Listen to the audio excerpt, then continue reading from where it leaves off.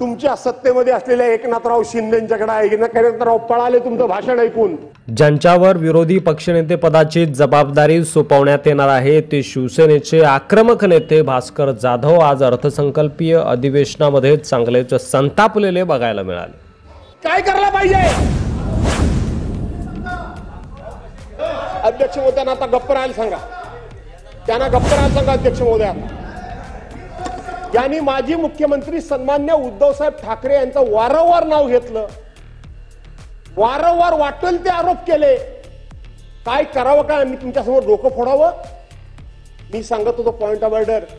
सभागृहामध्ये माजी अध्यक्ष इथं दिलीपराव वळसे पाटील बसलेत, आज तुमच्या सरकारच्या बाजूला असतील, पण संसदीय कार्याची बूज म्हणून त्यांनी कबूल केलं पाहिजे खरं की खोटं।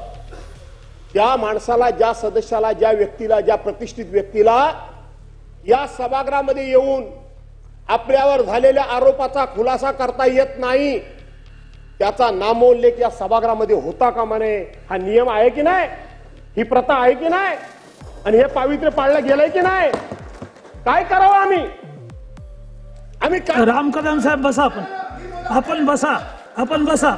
भास्करराव जाधव साहेब, मी आपल्याला सांगितलं की काही चुकीचं बोललं गेलं असेल तर रेकॉर्ड तपासून रेकॉर्डवरून काढलं जाईल। नाही अध्यक्ष महोदय ऐका जरा, आपण आता दोघांनी बोलूया, त्यांना जरा गप्प राहायला सांगा। अध्यक्ष महोदय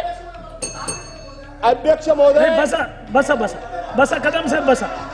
तुमचं भाषण चालू असताना त्यांना तीनदा बसवलं मी। त्या निमित्तानं माझे सर्व नवीन सहकारी रामदास कदम साहेब आपण बसा ना, तुम्ही बोलत असताना त्यांना तीनदा भास्कररावला खाली बसवलं।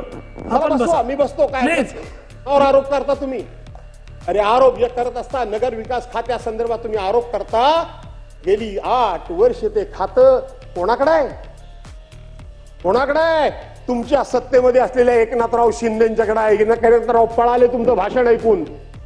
एकनाथरावला कळून चुकलं की त्या ठिकाणी बरं बसा, खाली बसा। भास्करराव, आपण राज्यपालाच्या अभिभाषणावर बोला। अध्यक्ष महोदय तुम्ही खाली बसा। एकनाथराव भाषण राम कदम तुम्ही राज्यपालाच्या अभिभाषणावर बोला, राज्यपालाच्या भाषणावर बोला आणि तपासून पटलावरचं काढलं जाईल, तपासून पटलावरचं काढलं जाईल।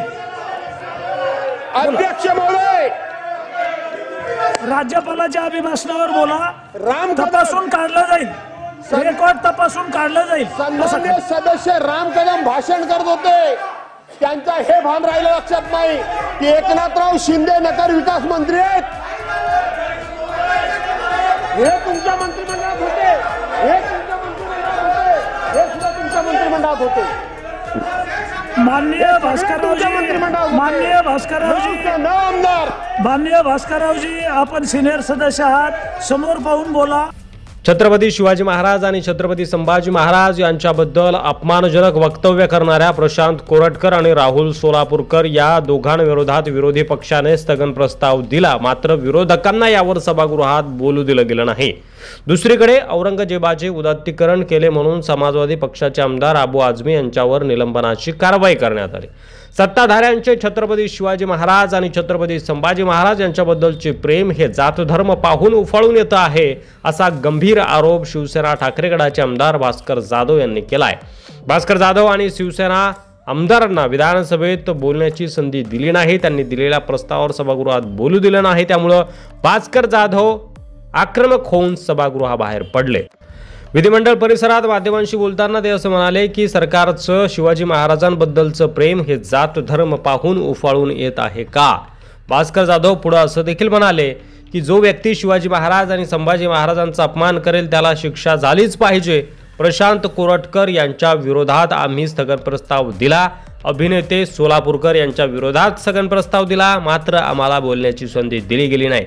छत्रपती शिवाजी महाराज यांचा अपमान झाल्याप्रकरणी बोलण्याची संधी दिली नाही, मात्र अबू आझमी यांच्यावर आज सभागृहात सगळे बोलले। या प्रकरणामुळे सरकारचा शिवाजी महाराजांच्या प्रेमाचा बुरखा फाटलाय, जात धर्म बघून त्यांचं प्रेम उफाळून येत आहे का, असा संतप्त सवाल आमदार भास्कर जाधव यांनी केला। अबू आझमी दुसऱ्या धर्माचे आहेत म्हणून त्यांच्यावर निलंबनाची कारवाई, पण कोरटकर आणि सोलापूरकर या दोघांविरोधात बोलू देखील दिलं नाही। मात्र दुसऱ्या धर्माचा व्यक्तीचा विषय आला की तो विषय प्रथम घेण्यात आला. सरकार भेदभाव करत आहे. सरकारचं संभाजी महाराज आणि शिवाजी महाराज यांच्यावर प्रेम नाही अशी टीका भास्कर जाधव यांनी केली आहे. यावर तुम्हाला काय वाटतंय? तुमचं मत कमेंट बॉक्समध्ये लिहायला विसरू नका. व्हिडिओ जास्तीत जास्त शेअर करा.